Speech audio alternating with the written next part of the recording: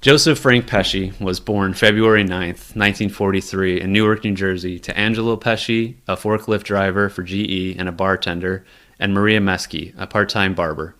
He's of Italian descent with family originating from the province of Avellino. By the time he was 5 years old, he was appearing on the stage in New York and became a regular on the StarTime Kids, a television variety show. Pesci had a love for singing at an early age, and as a teenager, was friends with Frankie Valli and Tommy DeVito.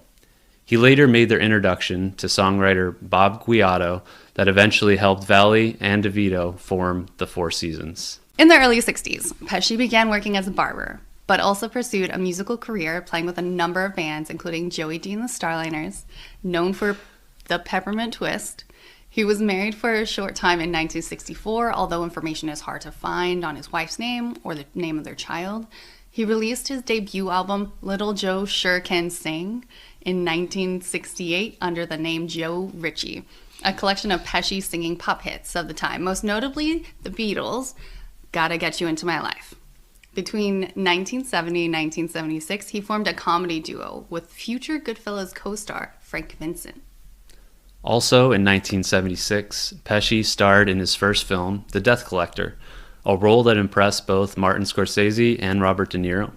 Scorsese reached out to Pesci to co-star as Joey LaMotta, the brother to De Niro's Jake LaMotta, in 1980's Raging Bull. Pesci won a BAFTA for a newcomer to a leading role and was nominated for an Academy Award. Over the next few years, he appeared in a few smaller films, I'm Dancing as Fast as I Can, Dear Mr. Wonderful, Eureka, and Easy Money alongside Rodney Dangerfield. In 1984, he rejoined De Niro and joined James Woods in Once Upon a Time in America, an epic from director Sergio Leone. He appeared in Italian film Tutti Dentro? Tutti Dentro? I think I'm saying that right? Mm-hmm. Then a movie and a short-lived series by the same name, Half Nelson, before playing the crime boss Michael Jackson's Moonwalker in 1988. During this time, Pesci married fellow actor Claudia Harrow in 1988, and the two divorced in 1992, appearing in many films together and introducing one child into the world, model Tiffany Pesci. In 1989, Pesci took on the role of Leo Getz in Lethal Weapon 2. His performance was so memorable, the character was written into 1993's third sequel and 98's finale, Lethal Weapon 4. Pesci and Danny Glover's chemistry worked so well, they co-starred in 97's Gone Fishin', co-written by a still relatively unknown J.J. Abrams. In 1990, Pesci would star alongside De Niro a third time, working again with Martin Scorsese in the widely respected Goodfellas. Pesci earned his second Academy Award nomination, this time taking the Oscar home for Best Supporting Actor. Later in 1990, Pesci also starred in the Christmas classic Home Alone, which yielded a sequel, Home Alone 2, Lost in New York in 1992. Before that, however, Pesci starred in a small comedy, The Super, and a small supporting character in Oliver Stone's JFK. In 1992, we also see Pesci in a fast-talking amateur attorney in over his head in My Cousin Vinny opposite Marissa Tomei, and in a departure role in The Public Eye. In 93, we see Pesci join De Niro again in A Bronx Tale, and in 94, he takes on a comedy and a drama, both in Jimmy Hollywood and With Honors. In 1995, Pesci teamed up with De Niro and Scorsese for a third time in another Mafia classic, Casino, along with Sharon Stone. And in 1997, Pesci played the straight man in the riotous Eight Heads in a Duffel Bag, poking fun at some of the many tough guy characters that helped him make him an international star. After Lethal Weapon 4 in 1998, Pesci announced his retirement from acting to focus on music. That year, he released Vincent LaGuardia Gambini Sings Just For You, an album where he took the persona of 1992's My Cousin Vinny's titular character. During this time, Pesci was engaged to model/actor Angie Everhart from 2000 until their breakup in 2008. In 2006, Pesci reappeared in film in The Good Shepherd for the sixth time with Robert De Niro, this time seeing De Niro in the director's chair. We also see Pesci in The Love Ranch opposite Helen Mirren in 2010 from director Taylor Hackford, director of such films as An Officer and a Gentleman, The Devil's Advocate, and Ray. Finally, we see Pesci join Scorsese a fourth time and De Niro a seventh time in the Netflix original The Irishman, next to the fellow mafia movie heavyweight Al Pacino in 2019. Pesci was nominated for a third time for Best Supporting Actor Academy Award, along with co-star Pacino, but both ultimately lost out to Brad Pitt for Once Upon a Time in Hollywood, a film that takes its namesake as an homage to director Sergio Leone's Once Upon a Time in the West and Once Upon a Time in America. Pesci released his third album in 2019 titled simply Pesci, Still Singing, a collection of jazz standards with appearances from Adam Levine and the late Jimmy Scott. Aside from a role on Pete Davidson's Bupkis, playing Davidson's grandfather, Pesci has nothing else in the works and seems to be sticking to his retirement from acting. He recently released a designer sunglass line called Badass Glass after he received numerous compliments on the sunglasses he wore during the filming of The Irishman. Pesci is 80 years old today. We are one day old today. This is the premiere episode you've all been waiting for but didn't know you needed. A movie review podcast that selects an actor and discovers the star's work through 12 films in 12 episodes. We'll break down beloved movies as well as films we've never seen before, hoping to expand our movie knowledge while providing a fun and in-depth analysis here on Stellar Alignment.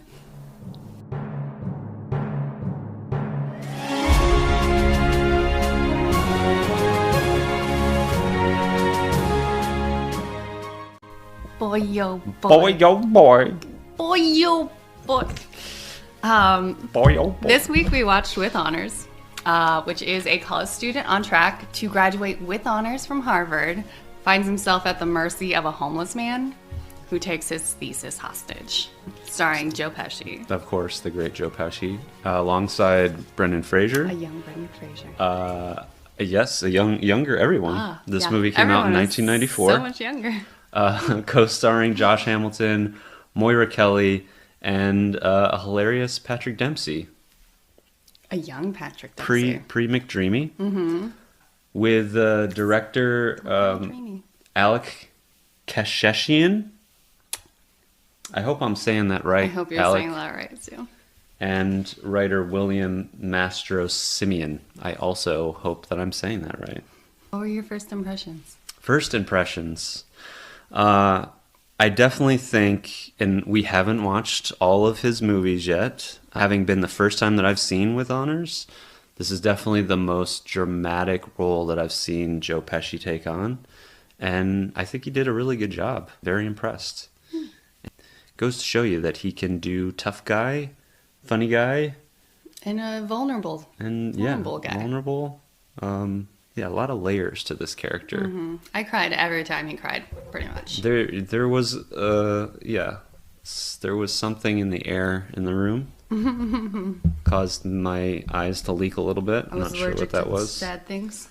Overall, I thought the movie was a little corny.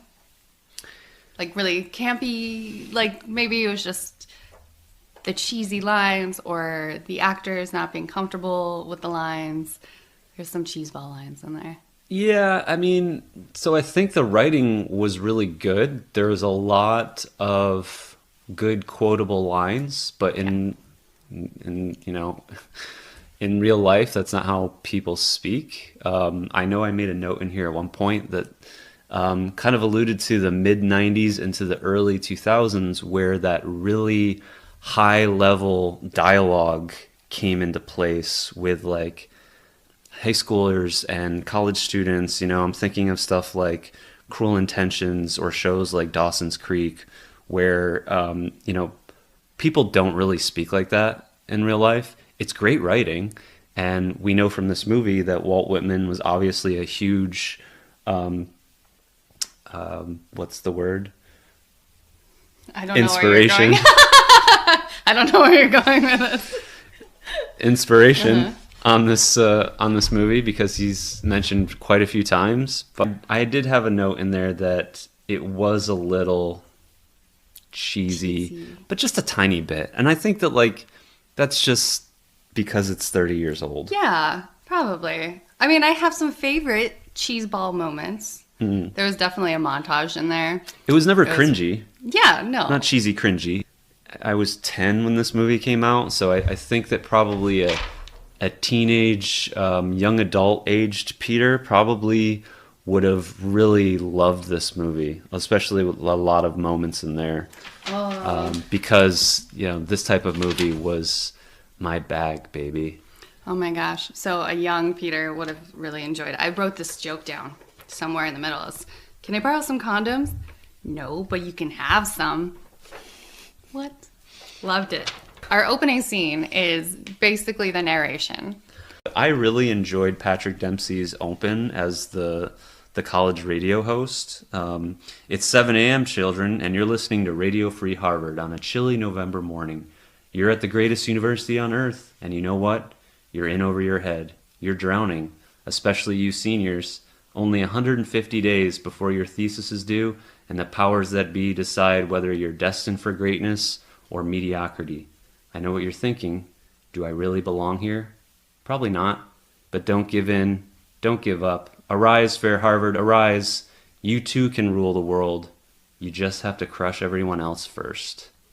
I love that last line. 150 days till graduation. Till graduation. Or no, till your thesis is due. Right. Yeah. Very big plot point. Mm-hmm. Because as we find out later, you have to turn in your thesis on time. To graduate with honors. Seems like an easy way to get a distinction like that. But no, I mean, obviously, the rest of his grades needs to be good, right? Right. This is just one more thing. I went to a school that didn't have honors or anything like that. It's called the School of Hard Knocks. You don't have honors? You don't have I don't know. exceptional? I certainly didn't graduate with them. That's okay. I graduated. That's all that matters. There, babe. Anyways. So we find out it's McDreamy. McDreamy. Radio McDreamy DJ on the host. radio. Patrick Dempsey. Very funny throughout the whole movie. He is. He's got Klaus vibes from Umbrella Academy. Sure. Like okay. before Klaus was less druggy and sure. depressed, but sure, yeah. More spoiled. For sure, more spoiled. Yeah. It seems like. It feels like all the characters are, although except Brendan Fraser. Monty, yeah, he's kind of just squeaking by. But yeah, the rest of the characters, I don't know if that's an indication of the people that go to Harvard. I think you probably have a lot of people that manage to get to Harvard just based on merit, but there's probably also a decent amount of people that go to Harvard because they've got because they can. money. Yep. So Patrick Dempsey and Courtney, actually, Moira, they seem like the most relaxed characters right off the bat and throughout the movie. And I think it's because they come from wealthy families. Yeah. Where they don't have real problems. Yeah. It seems like Brendan Fraser, not from money, and he's working super hard just to fit there and accomplish his goals. Like, that's why he's so driven. Yeah, and Everett and Courtney are throughout the whole movie are telling him slow down, relax, it's going to be fine, your thesis is good, and he's like, no, I got to keep going, keep going. Self-driven attitude that got him into Harvard in the first place. Exactly. And then Jeff. And then there's Jeff. Well, we'll come to Jeff later. We'll get to Jeff. Yeah. Jeff, we'll get to Jeff. We'll get to Jeff. I have right out of the gate a solid opening after Patrick Dempsey's introduction as a radio DJ.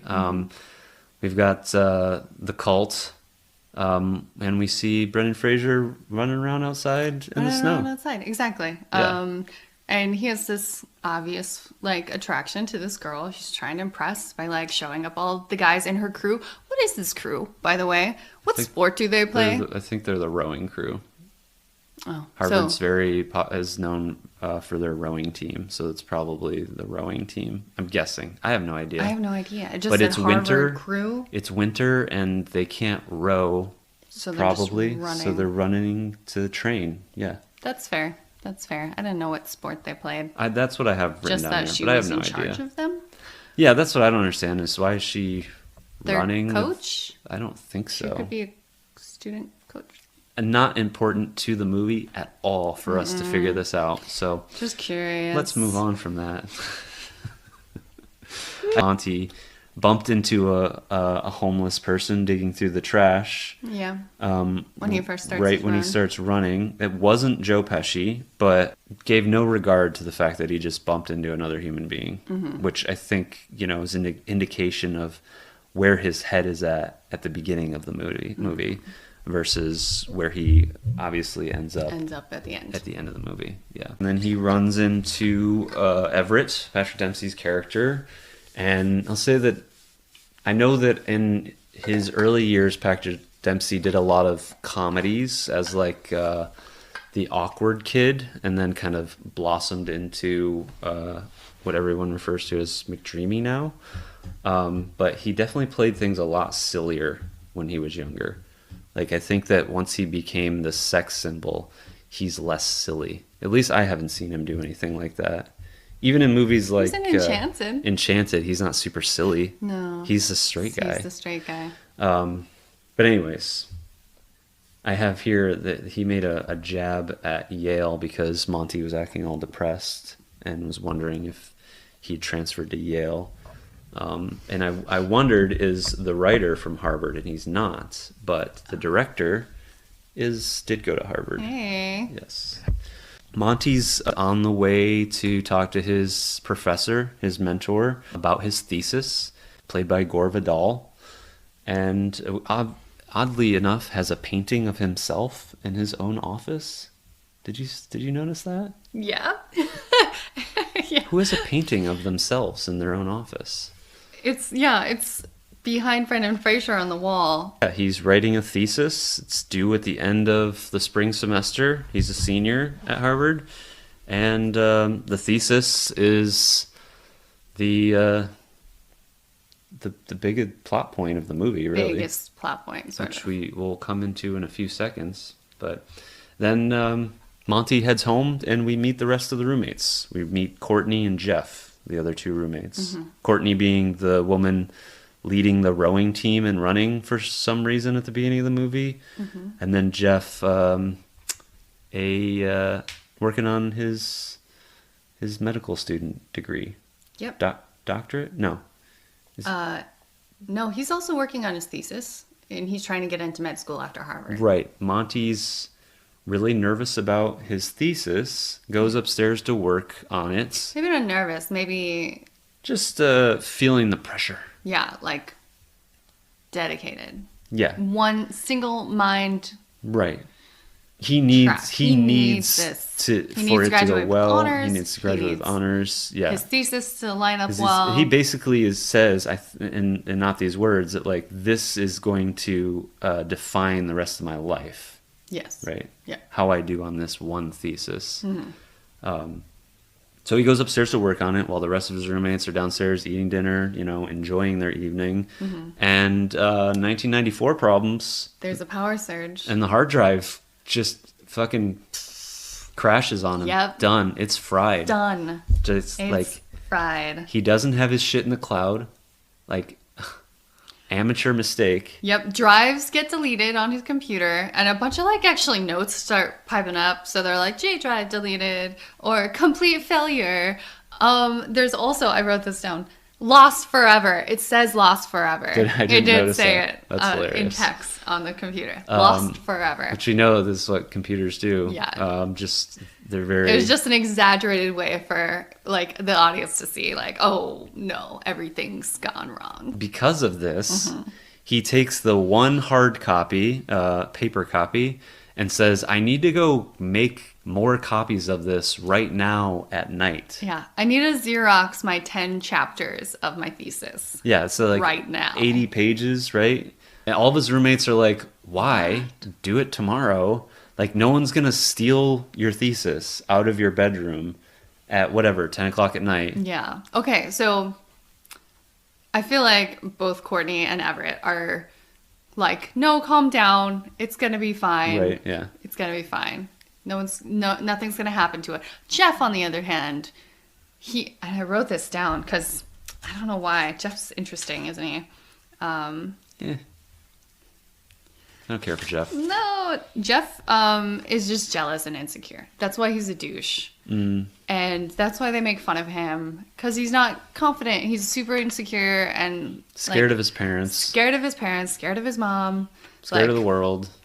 He says, almost quietly, you already have 10 chapters of your thesis? Right, yes. I wrote that down because it seemed like... Because it's he was November. like- The thesis is due, obviously, the end of next semester. Yeah. And we do learn that probably in a lot more scenes after this, that he only has one chapter. Page. One page. One page of his thesis. Of his thesis, So yeah. he's, nervous, So, jealous, all of that. Nervous, jealous. I feel like he measures himself against Monty a lot of the time because Yeah. he knows that, Everett's not like a overachiever. Yeah. It seems. He runs out of the house with the thesis to go get copies made. I don't understand why, but if he hadn't made that choice, then we would have no movie. We'd never meet Joe Pesci's character. Right. Courtney goes with him. Yeah, as I don't know, moral support, but also because she needs to be in the next scene with him. And also, I think they have a crush on each other. Sure, So it yeah. seems So like she's like, I'm gonna go with him. I'm gonna right? take care of him, make sure he's all right. He trips and breaks his foot, apparently, drops the thesis. It falls into a grate that somehow goes outside of the building that somehow ends up inside the boiler room of the library. I don't understand how this happens. I don't know how boilers work, I don't guess. I don't really get it. It could be a vent for the machines to blow hot air out. But then a whole manila envelope full of 80 pages of paper falls through this vent Kind of like and into this other room. ends up inside on the floor of a building. It's fine. Why does this happen? Because it's a movie. Because it's a movie. So he goes to the door and he's like, I'm not gonna be able to get it. It's night. The library's closed. Moira, thank God she's there. She says, I know the security guard. Yeah. What a coincidence. I'll distract him. So she distracts him. While you hobble. He manages to some- take an elevator from 1850 down to the basement. Yes. Security guard doesn't hear it. And he comes upon a room with a closed door. Mm-hmm.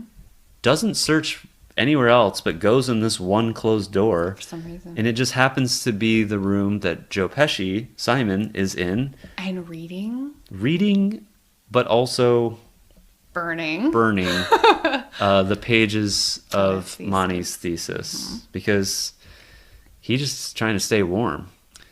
My question is like, how does the security guard not know that Joe Pesci's in the basement? Yeah. His digs are kind of like, He's got a lot of shit in there. he's got tons of books in there. He's got like bed area, like books. It looks like, he's, hoarded some stuff. Anything, I mean, useful or things that comforting. might come in useful when you don't have a home and stuff. You're just trying to survive on the street. You keep stuff, but he's got a lot of stuff in there.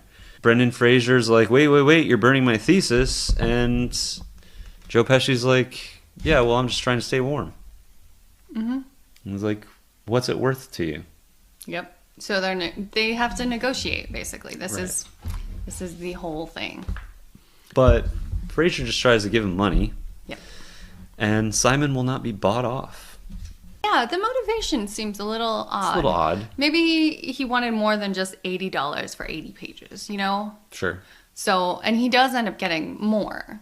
Yeah, absolutely. yeah. Over the course of the movie, he does get more. But at first, he says, what size underpants you wearing? That's your quote. Because he just wants a free pair of underwear. Yeah. But then he lets him know that he's only going to get one page for a pair of underwear. Yep. 1 page per item. Right. Or per whatever he gives him. Glazed donut. He wants a glazed donut where the glaze is not broken. Has to be pristine. Pristine glazed donut. Which, until this point, I've never really realized matters when it comes to a glazed donut. Mm-mm. Yeah, absolutely. Oh, It makes it more enjoyable. I guess because no one's touched it or manhandled it. Just being able to bite into it and have the glaze crack Sure. from your bite. Yeah. Sure. I could see that. Sure. Yep. Monty's not able to get any of these things right now. So he goes back to the house, lets his friends know what happened. They all kind of discuss it as a group. Yeah. And it feels like all the friends are like, yeah, why don't you just try and reason with this guy? And Brendan Fraser's like, no, fuck that. He's burning my thesis. Exactly. He So gets a little upset. He calls campus Calls police. Campus security. Yeah, the campus police Rats come him in out. and take him out of the basement. And then that's when we find out how much shit he actually had down in there. Yeah. He must have been living down there for months. How does no one know this? He's feeding the furnace. Like, he's in the furnace room feeding it with paper. Someone had to have gone in there and seen everything. I feel like someone else would be taking care of the furnace. Like, that's someone's job. Apparently it's Joe Pesci's job, and he lives down there, Unless- but no one's aware. Anyway, they bring all of his stuff outside. They go through it. No thesis. It's not on him. It's not in his little cubbyhole. It's nowhere. So Brendan Fraser is still on the hook for this. He Yeah. still needs to negotiate with him, Right. basically. So we then see Pesci taken to court with a bunch of other homeless men that are there for vagrancy or trespassing or public drunkenness. Yes. And Joe Pesci's the only one that says he's not guilty and is able to talk his way out of it, actually. Yeah. He's charming and quick-witted. Knows the law Knows enough of the law. because he reads a lot. Right? Yeah. To basically have most of the charges dropped. Yep. And he only has, what, $50 fee? For contempt. He'd all the charges dropped, but then, He was an ass. makes a snide remark about the judge's accent, and the Yeah. judge gives him contempt, which Monty pays for him. And then they come to real terms after that. Yep. Real terms. They decide, a page for whatever he might give him. And he ends up giving him a place to sleep Place to that sleep, night. which is A beat-up van. a beat-up van their old roommate Boz used to own. Right. But Boz kind of broke down and went to Bali. The pressures of Harvard. Pressures of Harvard. And, Couldn't yeah. crack it. So he leaves his broke-down van out here, and Monty gives Simon a place to sleep there for the night. It's got a little bed in the back. Although there are rooms in the house, he's not fit, at least at that point, to come into the house. Yeah. Monty's keeping him At this A point, distance. Monty doesn't see him as a human being, right? And of course, they have that discussion in the scene before, when right after the court scene, he says, "What do you see when you see me?" And Monty says, "I see a man," and he says, "No, you don't," because he doesn't see him as a man. He just sees him as some bum, and that's in his way of getting what he needs, which is his thesis back. Doesn't treat him like a person. He doesn't treat him like a person. Not really. Not for a while, sort of, Right. Yep. Like, he's outside like a dog in a doghouse. Yeah, Of a basically. van. Yeah. They've got him sleeping outside like a dog, right? Which comes up again later in the movie. There's a lot of parallels here. Aw, Sad. it is sad. I do have a note here that says there's so much dialogue it's hard to take notes. Because I don't want to be writing the whole movie and miss what's happening. So I know that there's a good chunk of stuff that I wasn't able to get. However, I do have that it's obvious that Courtney and Monty have a thing. Yes, some unspoken thing. There's a scene right after he puts him in the van, right?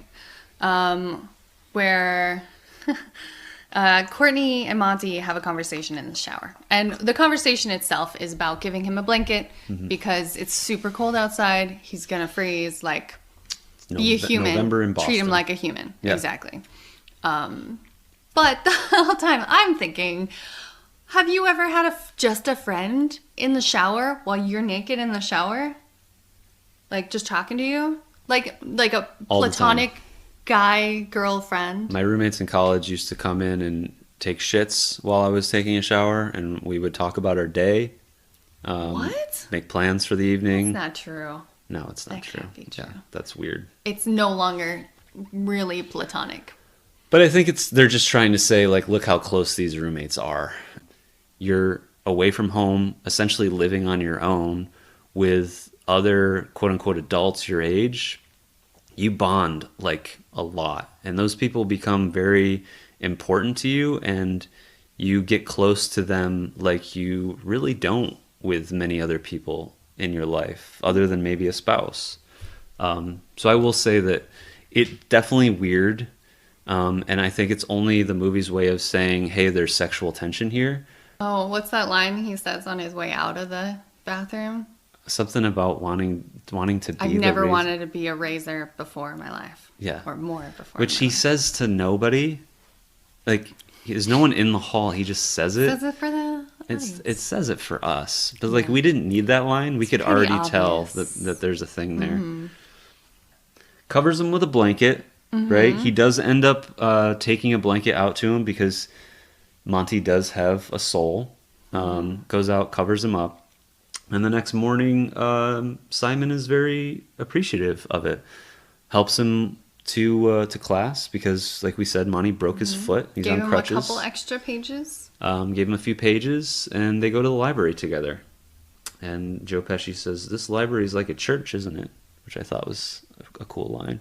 Yeah. Because old libraries, and especially college campus libraries, like old college campus libraries, a lot of them do look a lot like churches. Very cool looking buildings. I'm a big library supporter. Go support your local library. Keep books and knowledge alive. Don't Google everything, because a lot of the times it's wrong. Anyways, love Joe Pesci's mannerisms when they get in the library. He's taking off his jacket and he's... Yeah. He's got that Joe Pesci way of moving, that you see in... Well, we'll see it when we come to My Cousin Vinny, and we see it in all the Lethal Weapons. Just that very kind of small, sporadic movements that are just like Joe Pesci. Those mannerisms. Yeah. Very cool. And the whole library's full. But he's still talking at normal volume. Yeah. So, this is also a moment where the librarian singles him out and is like, "You can't stay here." And Brendan Fraser has to be like, no, he's with me. Yeah. He's with me. He's part of my research project. Like, he's a thing still. Yeah. But instead of getting offended or like lashing out, like once she leaves, he goes, "Women, ain't they perfect?" Not always, Monty says. Simon Wilder says, "Yes, they are. They're perfect. Don't matter if they're skinny, fat, blonde, or blue. If a woman is willing to give you her love, Harvard, it's the greatest gift in the world. Makes you taller, makes you smarter, makes your teeth shine. Boy, oh boy, women are perfect. Boy, oh Boy, oh boy." I'm going to get that down. Women are perfect. Women are perfect. Women are perfect. But not always. But neither are men. I thought when he was shedding his layers, he felt very awkward and insecure because, he had these layers because he's living outside. He's also dirty. He's very dirty. also dirty. He asks for a bath. People are staring at him, yes. And then he does ask Monty if he can give him 2 pages for a bath, which Monty agrees to. Of course. Says, of course. Yeah. But, like, Monty even is, like, a little sensitive to the subject, too. He's like, yeah, of course. Yeah.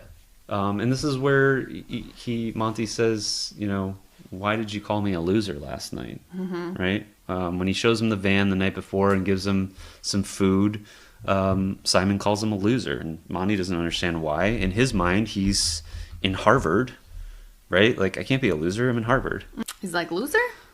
I'm not a loser, Harvard. I'm a quitter. You try too hard. Winners forget they're in a race. They just love to run." Yeah, I like that. I had that one written down too. That's a good one. Which is kind of shown in the intro of the movie when you see Brendan Fraser running out for a jog and he has to show up all that other crew or those guys jogging in the morning. Yeah, true. Because he's racing, he's pitting himself against them. Like he's trying to beat them. Well, it's same as He's not just running for the love of it. Patrick Dempsey's thing in the very beginning, you know? It's like, yeah, you can be successful. You just have to crush everybody else that's in your way first. Interesting mentality. Yes. And then they go back to the house, and he gets his bath. And he gets a bath. And Jeff... which he uses all of the bubble bath for, apparently. Yeah. Jeff freaks the fuck out because he's a baby. I have that here. Jeff is a child. There's a stranger in their house, which is, you know, weird. And I feel like you'd ask your roommates if a strange person can come and use your bath. Yeah. The fact that he's homeless shouldn't have anything to do with it. But, like, there's a strange man taking a bath in their bathroom. I think Jeff is upset for that reason. He's also upset I think he's more upset about the fact that there's a homeless guy in their house. That's fair. That's fair. If it was another student there taking a bath, I don't think he would have reacted that way. No, probably not. I don't know. He seems like everything that happens in the house is disrupting his study time. But like we learn later on that, he's not far. He's not actually doing anything, and he's just blaming his problems on other people. Yeah, just a little bit. And he's like, oh, my parents could show up any minute. He can't stay here. And he's like, he's just taking a bath. It's okay. Everett cracks me up the whole movie. He's one of my favorite characters. Patrick Dempsey was definitely the comedic relief. For sure. He says, don't you think it would have been more considerate if you asked Jeff's mom first? But Joe Pesci is very, he doesn't have many boundaries. No. He just, walking around the house in Courtney's robe. Taking beers out of their fridge. He also says, is this a lover's quarrel? Yeah, and so then he they both get all like, that there's something between Monty and Courtney. No, we're not. Yeah. I liked when he was like, Courtney complained about the robe, and he's like, fine, you want it back? Don't let me catch you wearing any of mine. And he starts on robe, he's like, no. Yeah, so of course she says, no, you can keep it. Yeah. So after the bath scene, this is where Jeff admits he only has one page of his thesis done. Yeah. He admits it to Monty. And Monty's like, I heard you printing pages last night. Blank pages. Printing blank pages because he doesn't want his roommates to know that he's behind. So far behind. Which makes no sense. Just do your work or be honest about it and maybe someone would help you. I don't know. So then it's the next day. Monty and Simon are walking around campus again. They stop to have a seat on a bench because Monty's broken foot. He's having trouble walking. I think Simon asks him, a little bit about him. Didn't your pop ever play ball with you? Yeah, and Brendan Fraser doesn't want to talk about his dad at first, but then he does give in, and we find out that his dad left him and his mom when he was 5. And went and started a new family. Yeah, barely heard from him after then, and when he got into Harvard, said he was proud, but couldn't help financially. Wouldn't be able to help with his tuition. And that was all he heard from him before he died. Yeah. Simon gives a little bit of insight into his own life, and talks about his life. And he does that by pulling out a bag of rocks, which I have a note here. Younger me would have ate that shit up. Like having a physical representation of a memory throughout your life and carrying it around with you. And it's like, he pulls out one. It's like, this is the night I had the best sleep of my life on a beach in Bali. This one is a woman. She was the one. And yeah, I thought it was really nice. He foreshadows his sickness a little bit when he says, just don't breathe in the engine room. The first time he ever mentions Bali, and that he was a merchant marine, and he said, just don't breathe in the engine room. Just don't breathe in the engine room, and it's kind of like foreshadowing, right? What's gonna happen? Yeah, he says before that he was hanging out with Al Einstein at Princeton, and he was working on a problem that he couldn't figure out. And he said, "Don't go crazy. You got a good wife, steady job." It's all relative. Yeah. Sorry, couldn't I? And then we go to the classroom scene with Brendan Fraser, Monty's mentor and professor, played by Gore Vidal. Has a very specific view on government and politics. And Monty's trying to shape himself and his thesis kind of based off of his mentor. And Simon kind of sees right through that and thinks it's bullshit. Kind of tells him as much in that scene. Yes. Yeah. And this is a very awesome speech that I am not going to butcher for you. But you should watch the movie just for this scene. I'll butcher it. You'll butcher it? Yeah. You gonna give it a go? Okay. He makes a little bit of noise. The professor says, sir, what are you doing here? Are you a student? No. And he says, no, I'm a bum. And the professor says, no bums, just financially challenged. Mm-hmm. And his response is, no, I'm a bum. Bear in mind, I'm a Harvard bum, but I'm a bum.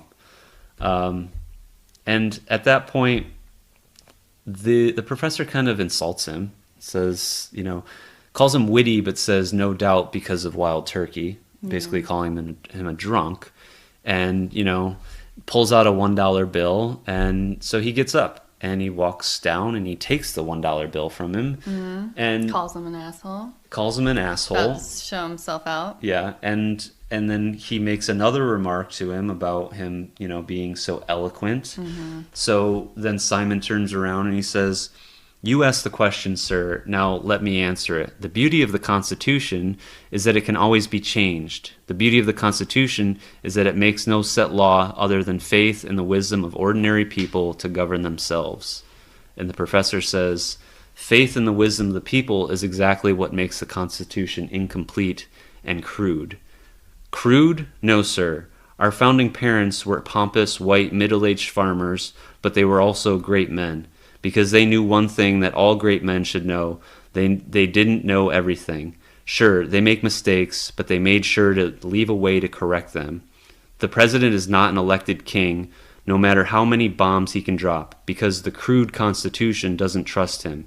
He's just a bum, which I think was really great, and probably one of the better scenes in the movie, out of a lot of good scenes. Yeah, it gets a slow clap. Yes, I do have that there. A very slow clap ensues directly after that, which is always enjoyable to catch a slow clap. It's awesome. But immediately after the scene, you see Pesci having some severe reaction, he's coughing. Can't catch his breath. It hurts. Yeah. He says, "Now that I'm taught at Harvard, boys, all downhill from here." Yeah. This is the first time we see him that he's sick. There might be something wrong. Yeah. This is where I noticed that it's a little dramatic in parts. You mentioned that you think that it's a little cheesy. It's a little dramatic, but I think that that's just because it's 30 years old. I think it still has a lot of interesting things to say. This one particular night, it's going to reach 0 degrees, freezing outside. And, Monty's super worried about him. So, prematurely, he, asks the roommates, hey, would you be okay with him staying in the house in the cellar? Obviously, the two cool ones are cool with it. But Jeff, this motherfucking Jeff. And most of this is about Jeff. Most of it. Yeah, it's all about Jeff. That's why he doesn't want him in the house. That he just asked if he can sleep in the cellar. Not even, on the couch in the living room or anything like that. Just if he can sleep in the cellar, and Jeff won't go for it because he's a dick. He's a dick, and he doesn't even want him to feed him. Super cold outside, and Pesci says, "Hey, I'll give you some pages if I can sleep in the cellar." And Brendan Fraser is protecting his roommate, but he lies and said the cellar's flooded, and he's worried about him the whole night. That he's going to be too cold out there. I don't want They could have rustled up more blankets. That's what I don't get. Just take him out a ton of blankets. If you're not going to let him in, at least take that Harvard blanket you have tacked to your wall down and go give it to him. But anyways, he goes out in the next morning, and Pesci's gone. He left him a note and said, "Deal's off. You lied again." And we don't see him. For a little while. And we assume that Monty's lost the rest of his thesis. So I feel like Jeff was totally unreasonable. You would bring a dog in to the house if it was freezing. If it was that cold. This was a human being. Exactly. And there's a small part of me that thinks that Jeff causes such a ruckus is because he's trying to disrupt this negotiation or this deal that Monty has for his thesis. Because he's very insecure and jealous of Monty, it seems like, Monty in particular. Yeah. Where he's like basing where he should be against Monty, even though they have totally different career paths. It just seems like Yeah. it's some sort of competition in Jeff's mind, Right. too. So I don't know if that. No, I if see was that. just reading I into see. that, I see that but, because I like, think it seemed he was purposely trying to keep him from getting his thesis. it's possible. Yeah, I can see that too because Jeff has a lot of insecurities, but also it's just like we come back to that first little speech at the beginning of the movie with Patrick Dempsey's character about you can make it. All you have to do is crush everybody that's in your way first, right? So I think there's that mentality, and maybe is part of it when it comes to some of these Ivy League schools is that just getting there isn't even enough. Just going to Harvard's not enough. You have to graduate with honors. You have to be top of the class. You have to literally push everybody that's in your way out of your way to be the most successful. And I think that that's kind of what Jeff is representing. Yeah, a little bit. That's a good point. But I feel like Monty used to be Jeff, too. Yeah, a little bit. They used to be on the same track. And I think that with talking with Simon and realizing that he's a human being that has had experiences and is very intelligent, all these things has started to come around and wants to have him stay in the house, and Jeff says no, and Monty even gets physical with him, but ultimately doesn't let Simon in the house out of, I guess, some sort of weird respect for Jeff. Well, Jeff also says he's going to leave and threatens to not take pay his rent with him. Monty has to keep him outside, and then he takes off the next day, and that is tough for him because he's concerned about him, but he also still needs his thesis, and that leads us into winter break. All the other roommates leave because they've got rich families that can just travel, bring them home for a couple weeks. Monty has to stay there because he can't afford it. He's got to rewrite his whole thesis now. Courtney offers to take him home with her to the Big Apple, which nobody from New York calls the Big Apple. I don't know if maybe that was just for his benefit, but he says no, that he's got to work on his thesis. And we do see a few scenes of him like working on his thesis, walking around campus, looking in places where him and Simon have been to see if Simon's there. He can't find them.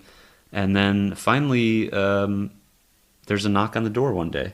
And he thinks it's Pesci.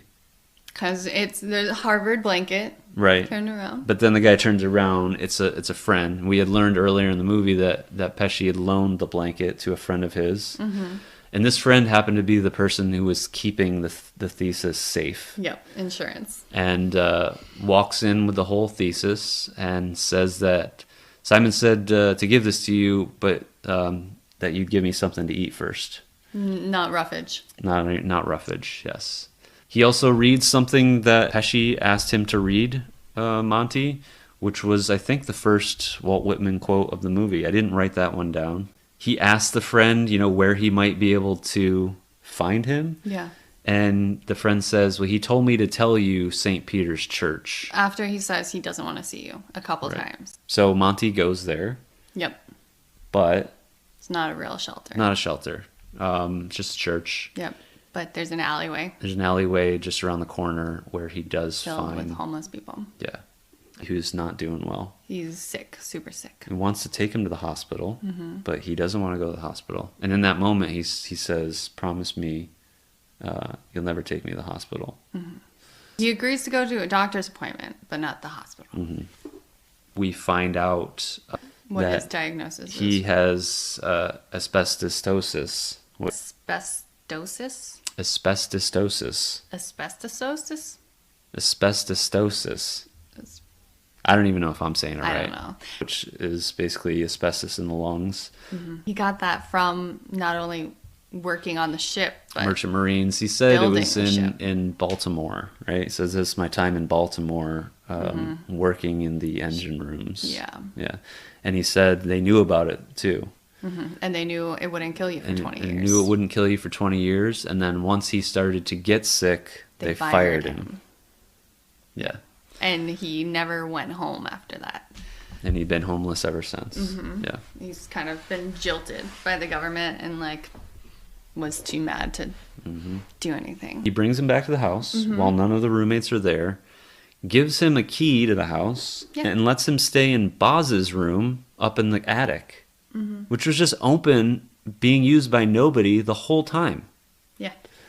But of course now Pesci says, maybe it's time for me to make up with Uncle Sam, and he goes to get veteran benefits from the government so he can disability benefits contribute to the rent. Exactly. He helps while it's just the two of them. He cooks dinner one night. A wonderful dinner. It looks amazing. Fresh chicken. Yep. It was New Year's or Christmas New dinner. Year's Eve. Yep. Okay. Just plucked that day. So it turns out it's Gorky. Patrick Dempsey's pet Radio chicken. Which, when they come home just a few days later, he's not very upset about it. He's not upset about it at all. He's like, I've got an issue with this. He makes a joke about it. And then he's like, you haven't fixed the van yet. And it has nothing to do with the he chicken. Killed his chicken. But anyways, this is when they all rush. It's weird. All three roommates get home at the exact same time, coming from different places. Jeff rushes into the house because he's got to poop. Yep. Goes to the bathroom. Guess who's already on the toilet? Yeah, and he freaks out. He startles Jeff. Jeff says, "Holy shit!" And Simon stands up and looks in the bowl and said, "You think so? Looks like a regular garden variety to me." Nice. And then Dan Quayle light switch on the wall there. Dan Quayle being the former vice president probably was vice president when they shot the movie, but by the time the movie came out, the Clinton administration had already been there in office. But yeah, there was also a Dan Quayle joke earlier in the movie. With Simon, it was when they were in the boiler room. About going back to law school what or something like that. the thesis was, and it was about the government. And he's like, "Oh, are you Dan Quayle? Coming back to finish your education?" Yeah, that's right. And then cue the 90s montage. Oh, yes, a montage where they all got along. Yeah. So great. Except Jeff. Except poor Jeff. Yeah. But yeah, it was all the rest of the roommates having one-on-one time with him. Simon's got his Kangol hat on, and he's fixing the van for Everett. There's this really funny part in the montage where Brendan Fraser makes a funny face. He makes a funny face, and he just hits one button on his keyboard over and over and over while staring at the screen with this goofy face. Yep. So it could have been the delete button that he was just trashing the rest of his thesis. Yep. But it was really funny. I laughed aloud. Everyone becomes buddies with Simon because he is a likable guy. He is charming. Everett has him on the show, asks him where his favorite place he'd ever been, and he says leper colony on Molokai because he was the most handsome guy there. And then him and Jeff have a bit of a heart-to-heart. A little bit. Yeah, tries to offer him breakfast, and Jeff can't accept anything from him because he's a dick. He's just a douche who's very insecure. And Simon says, "You know why you hate me so much, Jeffrey? It's because I look the way you feel," which I think is pretty spot on. And at that point, I think Jeff gives in a little bit and says, like, "Yeah, this guy, he sees people because he is a person. He's a human being who just, had something awful happen to him and is dealing with it." And finally, Jeff seems a little bit like a person. Yeah. Wilder asks him, "Do you know why the group shits on you so bad?" And Jeff's answer is, "Yeah, because I'm super good looking," or some ridiculous. Because I'm so handsome. And then the scene ends. But it's something that his mother would have fed him. I think he's making a joke. Are you? Are you sure? Because I feel Are you sure? I think it's a joke. I feel like it's something that his mom was It's just like a deadpan. It's okay if the other kids don't like you at school. I don't think that's it. They're just jealous of how handsome it's just you are. a deadpan, sarcastic answer. Oh. That he's just deflecting. Here I was thinking he was just delusional mama's boy. So I think you're right. I think Monty was deleting his thesis during the montage because then the following scene is him and Courtney where she's just reread his new thesis and she says, "You changed everything. What is the professor going to think?" And she reads a part that says, "Advances in communication and technology will eventually allow the U.S. to accomplish its dream of pure democracy." And Monty says, "That's right. Interactive cable is going to save the world." Interactive game. 94, the internet's just becoming popular among the general population in 94, just starting to blow up. So I think that they kind of knew things to come a little bit there. Interactive cable is going to save the world. I have a note here, or destroy it. Handled responsibly. And we'll see in another 30 years to see if Brendan Fraser was correct. Monty heads into Simon's bedroom and he's writing his own obituary. Yeah. And he asks Monty to read it to see if what he thinks, and he says, "I'll read it later." And he says, "I don't think I'll have much time for that." Basically saying that he thinks he's on his way out and he's trying to write his obituary because he reads a lot of them and they're very depressing and he doesn't want that to be his legacy. No. Yeah, he points one out that he found. Lived. It was 2 lines and had his name, his age, no survivors, no services. And he says, how could he die? He never lived. This is the point where Monty reads what he has so far and it's strictly facts. And within those facts, he finds out that Simon was born in 1942. Had a son, a wife and a son that he left in 1963, and of course we know that Monty's father left him and his mother. So this is a big pain point. Simon says that he's not proud of it, and Monty says, "Well, that's a relief, well, that's good, the fact that you're not proud, but what good does that do now,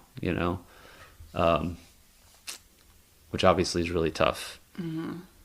I like the quote here, but I don't fully understand what Simon is trying to say. He says, "You'd be surprised how different the view is on the way out than on the way in."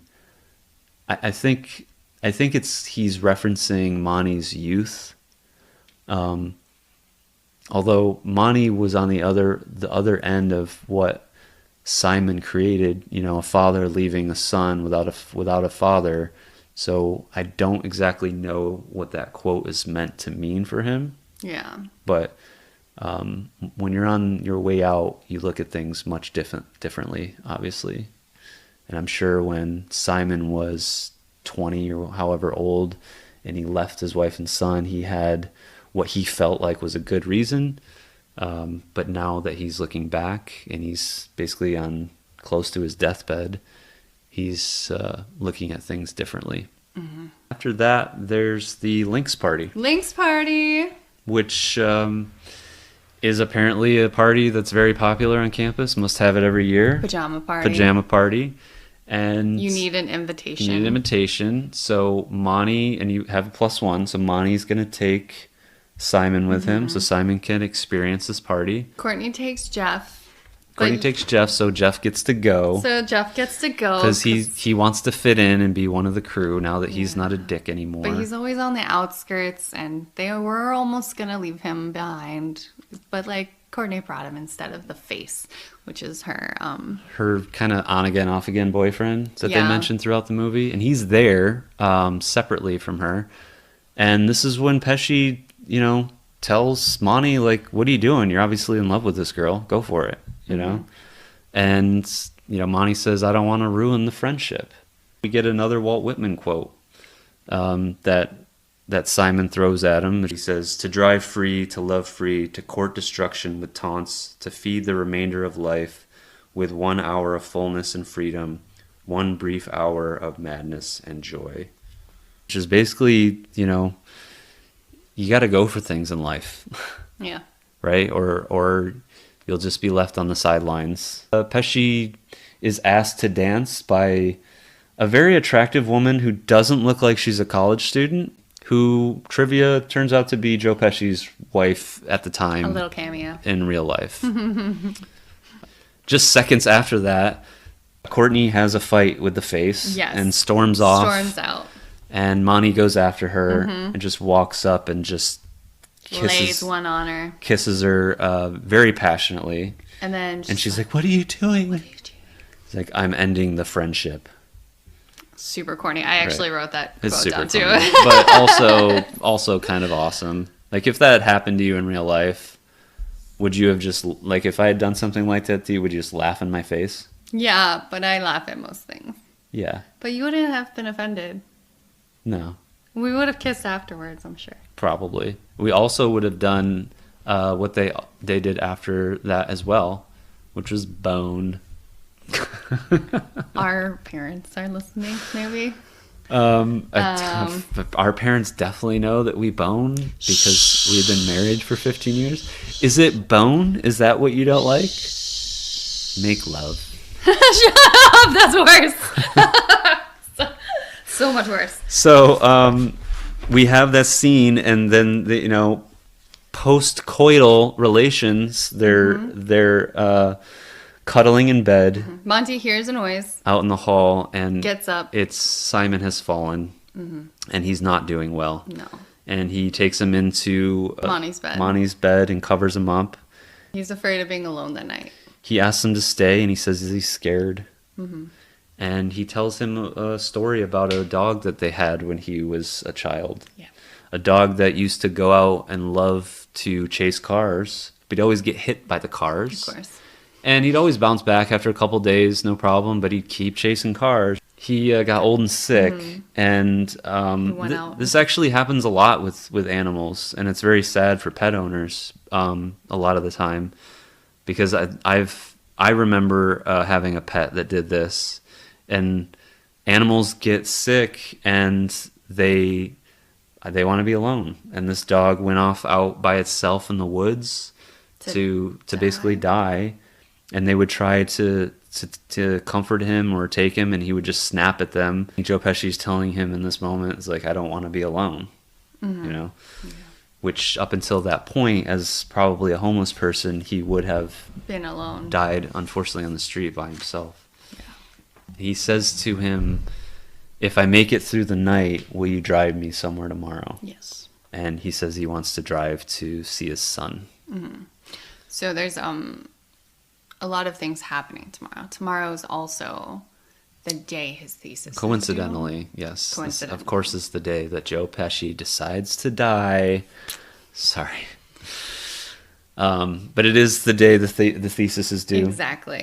His thesis is written, but he hasn't finished his bibliography. Monty doesn't even hesitate, though. He's like, yes, yeah, I'm going to drive you. Of course. And even Courtney's like, your thesis is due. He's like, tomorrow. It just seems like tomorrow. A totally different Monty. It's a completely different person. And the very next day, also, they're getting ready to leave. They've got Simon in the van, laying down on the bed, comfortable. And Jeff is even like, where are you going? Your thesis is due. And he's like, I'll turn it in when I get back. And it's going to be late. You can tell that Jeff wants to go. And finally Monty's like, we're going, do you want to come? So they all go to take this drive. We're not sure exactly where, but it can't be too far because it's all done in one day. And they drive to go meet Joe Pesci's son. Yeah. Can I quick note about Jeff again? Is he my favorite character? No, that can't be true. Oh, I hope not.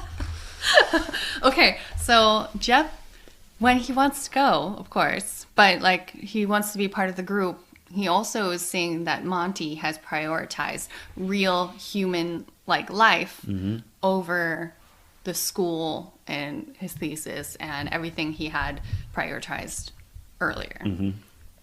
So they used to be possibly closer aligned, and then they weren't, and now it feels like Jeff's finally coming full circle. Oh, I can do this too. Yeah. You know, school's not everything. Right. They get to the house. Very nice looking house. Looks like his son, which I think is trying to tell us that the son has done well for himself. And he, despite growing up without a father, he's done good. Monty goes to the door And it was very quick, like quickly explains the situation. The son, understandably, is like, I don't want to meet this guy. Yeah. Brendan Fraser's like, look, he's dying. He just please come and say hello. Let him look at you, and then you'll never have to see him again. So he does, and it's really hard because Joe Pesci's like, I'm your father, and he's like, I was wrong, and I'm sorry. And the son says, you were wrong, and I don't care about your sorry. And I did have a note here. I like that his son rejected him. Yeah. Because a lot of time in movies, you get this, it's very satisfying, but it's not real life a lot of the times, where like he would have been like, oh, he's dying, and he's like, it's okay, or not even like that, just like accepting him. And I like that the son rejected him completely, because that's Real. that's what he did to him, Yeah. and that's real. But like maybe having that sorry will help him in the future. Possibly, yeah. And that's what Joe Pesci's hoping for, but I think he's also trying to clear his own conscience, and at least wants him to know, like, I was wrong. You know, what I did was wrong.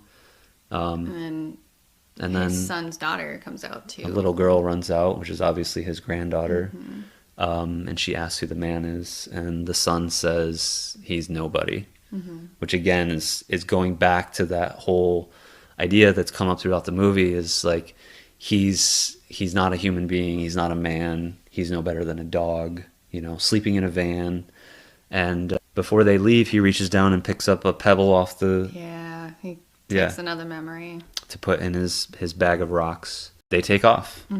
And during the drive, he gets very emotional looking at his rocks and his a necklace that he has, what I'm assuming is the one that got away.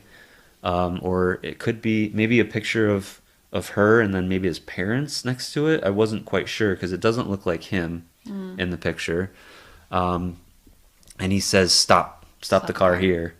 And he jumps out and he starts to just walk out into the woods. And we can tell, like, he's trying to get away so he can go die in the woods alone. Like a dog. Yeah. And Which is so sad. yeah, just talking about it is making me sad. But Monty runs after him and he says, you're not a dog. And he picks him up and he carries him back to the van. And they take him back into the house. They put him in bed. And Simon has a copy of Walt Whitman's Leaves of Grass sitting on the bed next to him. And they begin reading the book to him.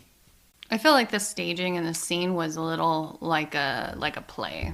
A little bit, it felt like that. Yeah, you mentioned that while we were watching it. It's odd because they have each character read from the book, but they're just reading a continuation of the same passage. But they're also showing it as if time is passing, which is weird because if they're reading one passage, sorry, this is like a continuity thing, and continuity things drive me nuts. But like, if they're reading one like 2-minute passage and hours are going by, are they just rereading the same passage over and over again? Yeah. I like to critique the movies instead of talk about how fun and cool they were. Yes. Anyway, he passes away. He does die. He takes his last breath, and they're all very heartbroken.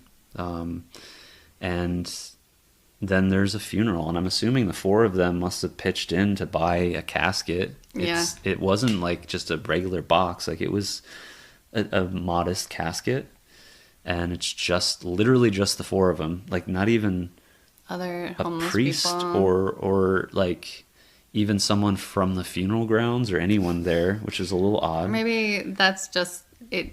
The scene, they're like, you take your time. And Yeah, we'll because lower it'd him be weird to have eventually. like randos there. Yeah. They read the obituary that he wrote himself. Yes. Are you gonna quote it? I'm gonna read it because it's very good, and I also want to see if I can fight back tears. Simon wrote his own obituary. He asked me to read it. Simon B. Wilder bid it on Wednesday, and they laugh. He saw the world out of the porthole of a leaky freighter, was a collector of memories, and interrupted a lecture at Harvard. In 50 years on Earth, he did only one thing he regretted. He's survived by his family. Jeff Hawkes, who always remembers to flush. Everett Calloway, who knows how to use words. Courtney Blumenthal, who is strong and also knows how to love. And by Montgomery Kessler, who will graduate life with honor and without regret. Oh, babe. Are you okay? That was so sweet. That's exactly where Brendan Fraser cried. So yeah, I like a good tearjerker from time to time. It was so sweet. Oh, I cried anytime Joe Pesci cried or Brendan Fraser cried. Yeah. You cry a lot anyways. Whatever. During movies. I cried during beer You commercials. don't cry in real life, which is weird. Makes me wonder What things. is there to cry about?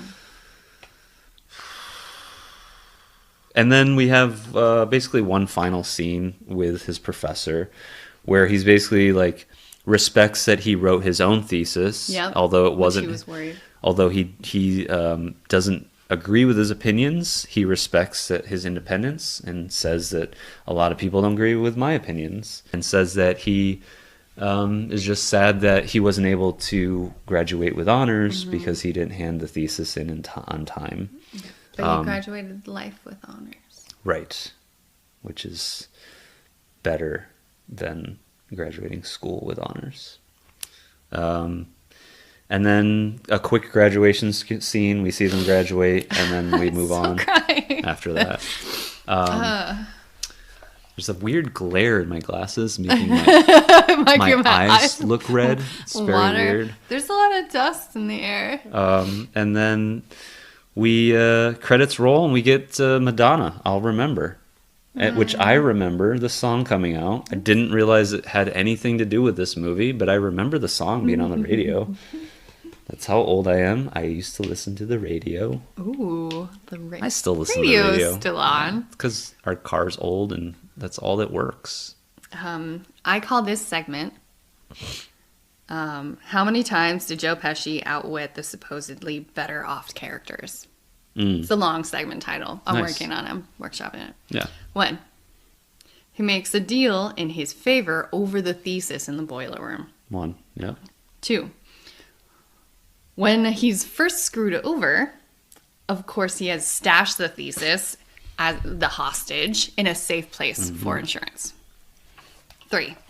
In court, when he's first arrested for vagrancy and drunken publicness and stuff, he totally has all the charges dropped and like outwits or Uses the law in his favor. Yeah. He has good arguments that actually are sound. make sense. They and make sense the to judge, me yeah.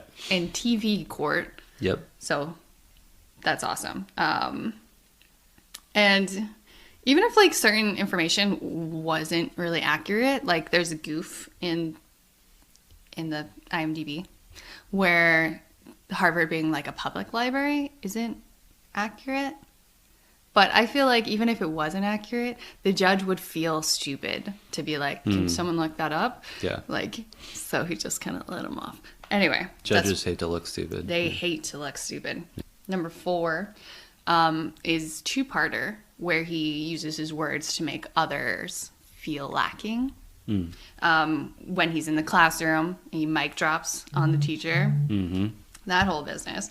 And whenever he gives advice to Monty, especially about his thesis, like when they were talking about the government, like, you're not gonna help anyone with those kinds of words, you know?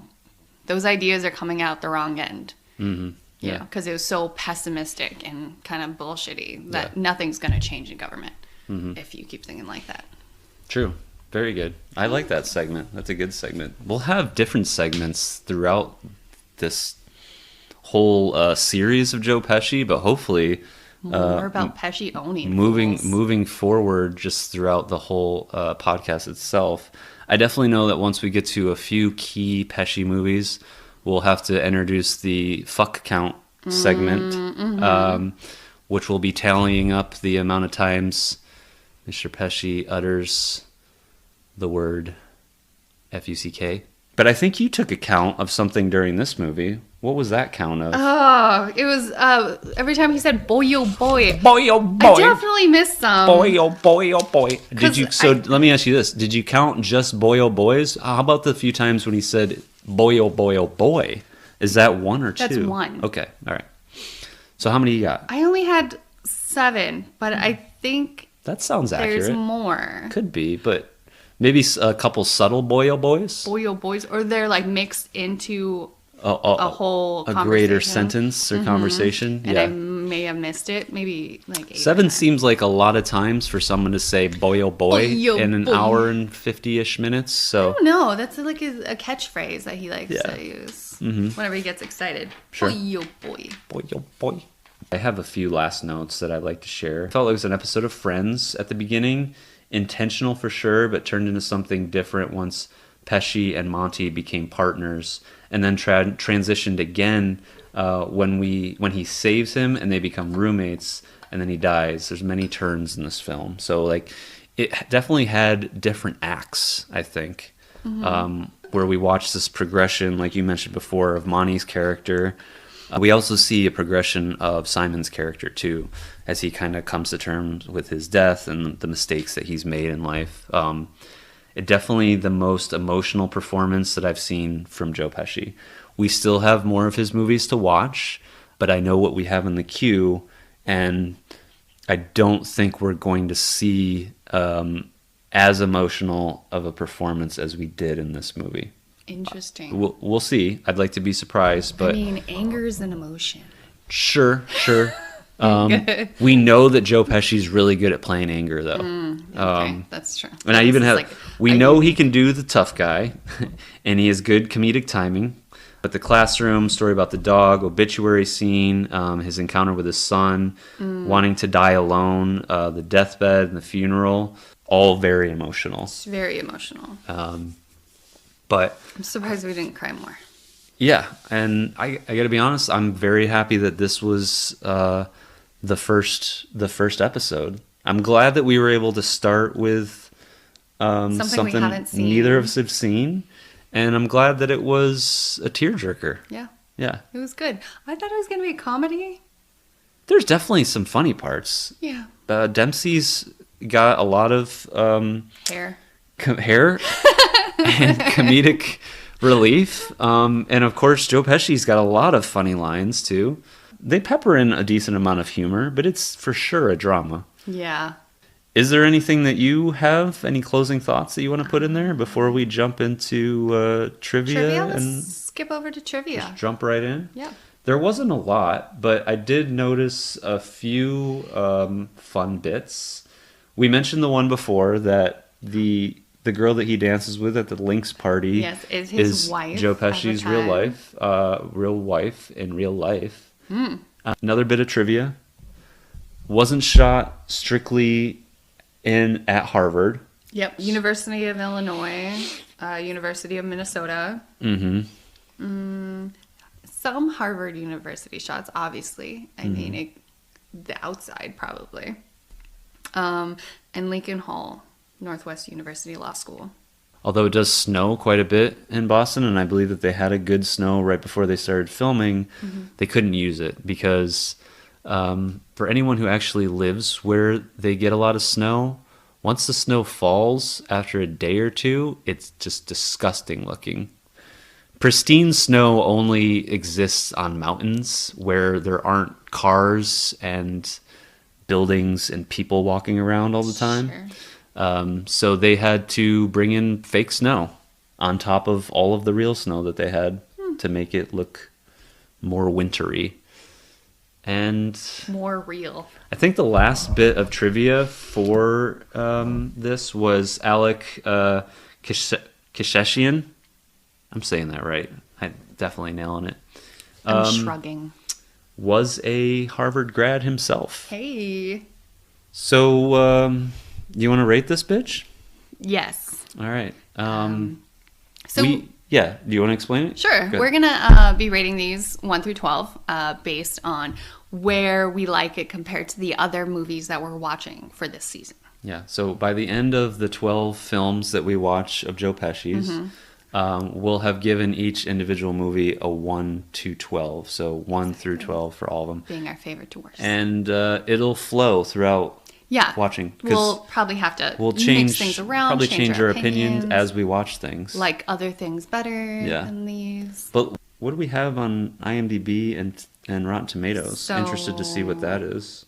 The tomato meter is at 19%, which is different than the audience score that gave it 73%.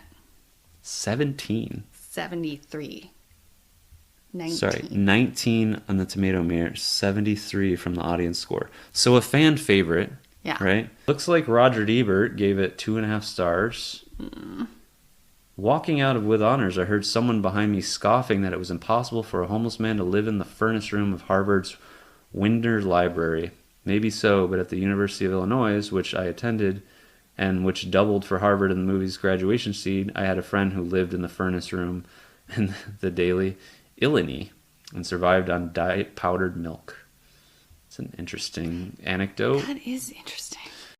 The movie's predictable from scene 1. Though that wouldn't be a problem if it had a good script, good performances, and solid direction. But it doesn't. It's interesting. There's another one. A politically correct, vastly sentimental, and ultimately insincere saga of a friendship between a kind homeless man, played by Joe Pesci, and a guilt-ridden Harvard student, played by Brendan Fraser. Obviously inspired by Scent of a Woman, this one could have been called Scent of a Bum. See, that's interesting because I didn't mention this while we were looking at the movie, but I made a note during here because this came out in 1994, and I said, do you think Damon and Affleck used this as inspiration for Good Will Hunting, which came out in 1996? I don't know, and I didn't look to see anything, but I got a lot of vibes from that. Like, the person that you wouldn't expect to be smart being smart and having everyone learn from them. Right? Mm-hmm. That's exactly what happens in Good Will Hunting. And we mentioned the writing before, that it kind of felt like witty sitcom writing to me among the roommates. But I definitely think that there's a lot of good lines in the movie. But I do agree that it's not exactly how people talk in real life. That being said, it got a 73 audience score. And it got a 6.7 on IMDb, so essentially a 67, which is mainly, I think, is a mixture of critics and audience all in one. And I think it still holds up mostly. I liked it. Yeah, it's a little corny. It's a little here and corny there, to begin with. but a little I don't think it was stiff. over the top corny. What would you rate it? So I know there's going to be a bunch of good movies that we have ahead of us, including ones take that out already of seen. Take that out of the and don't bring in the things that you've already seen before. Take that completely out of your mind. If you were going to give this score a 1 to 12 rating, having not seen any of the other movies ever, what would you give it? I'm going to give it a 4, only because dramas aren't really my Bag? cup of tea. A 4. A 4 out of 12. Okay. It was a good movie. It was a good movie. See, I'm going to rate it based on how I felt the movie was. A 1 out of 12. Just based on the movie itself. I enjoyed it. It was a little corny, but not cringy.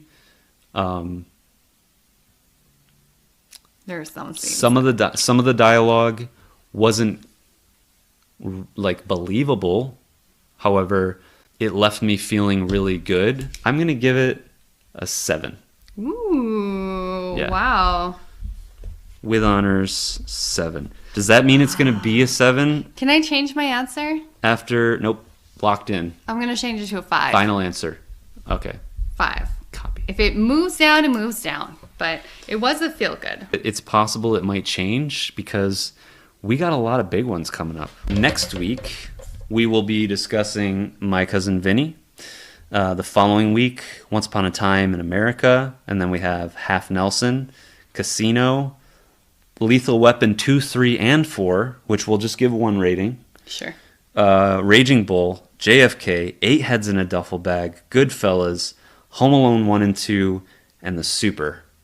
So these ratings, they're only placeholders. Yep.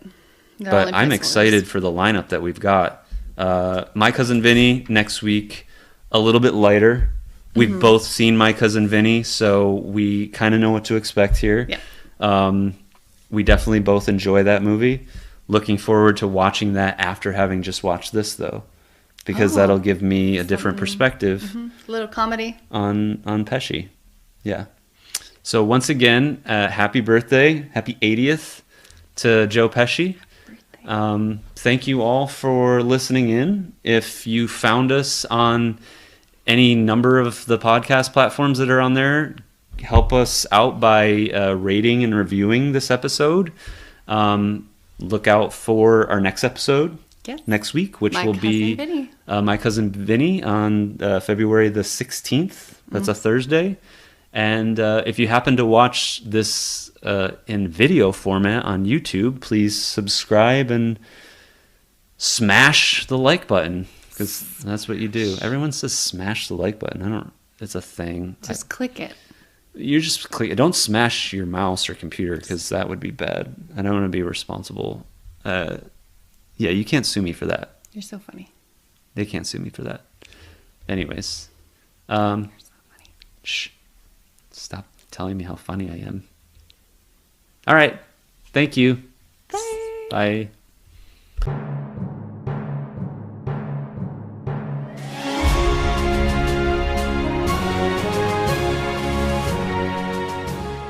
This is Stellar Alignment. I'm Peter. I'm Shay. Let's dive into... Let's dive in. Let's dive into with The movie. sandwiches. Oh, was I supposed to say something in the middle? Let's dive into with honors here on Stellar Alignment's Stellar alignment. first episode.